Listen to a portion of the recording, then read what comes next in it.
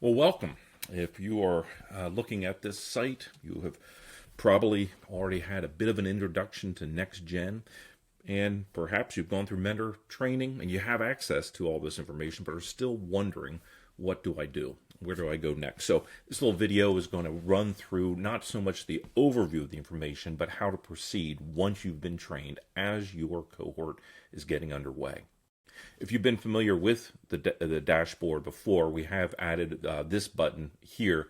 It was always contained over on this end, in which you would have the dashboard. You could figure out, you could go here to the training manual to get it. But for some people, it's kind of hard to find it, and so we put it right here. And this will give you a lot of the information that you'd have otherwise available to you.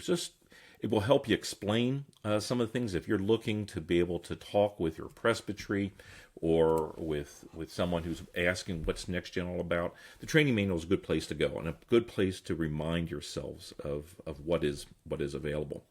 Otherwise, then, let's say you're getting ready to begin. You've formed a group. Probably the best place to start is here under Emotional Intelligence, under Cohort Introductions. Now, as with each module, you have these various sections. This one's a good place to start because first, we talk about what is a NextGen cohort and what are the soft skills involved. Now, again, as always, you're being given a kind of a cursory overview of these soft skills, but this helps explain what's involved and how the NextGen cohort operates. Then with this, the majority of this in the response is what most of your cohort meeting will be in. Some groups do this over 2 meetings just because of what's involved, depending on the number of people you have in your cohort. This is all about the journey map. The journey map, you can read through this, I won't go over it all, but this is a way in which each of your members tells their story by drawing on a large sheet of paper their ups and downs of their life and being able to explain what their life is all about. Now, what's good for this is because it helps introduce the members of the cohort to each other and to you, kind of sets the ground. It allows them to be able to speak of their idols, of their fears, what they seek to avoid. And so that's a good place to begin. Again, if you've got a number of people, each person can take a half hour, so you might need to do this over 2 meetings. After you do that, another good one to do is under spiritual formation, and that's the pastor's community. This likewise helps set some of the basis of all that's being done here. And so we talk a little bit about, the issues of what do we mean by a pastor, and some of in many ways, the loneliness that can be involved. The reason this one is beneficial is because as you move into the response end of things, we talk a bit more about why cohorts. This goes in a bit more detail than you would have in the first meeting, so it helps them understand why we believe this gathering together is important. Now, those two really help lay the foundation.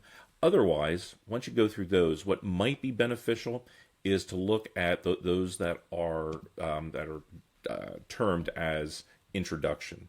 So, like here, introduction to spiritual formation. This goes through a number of the different aspects that will be broken out later through there.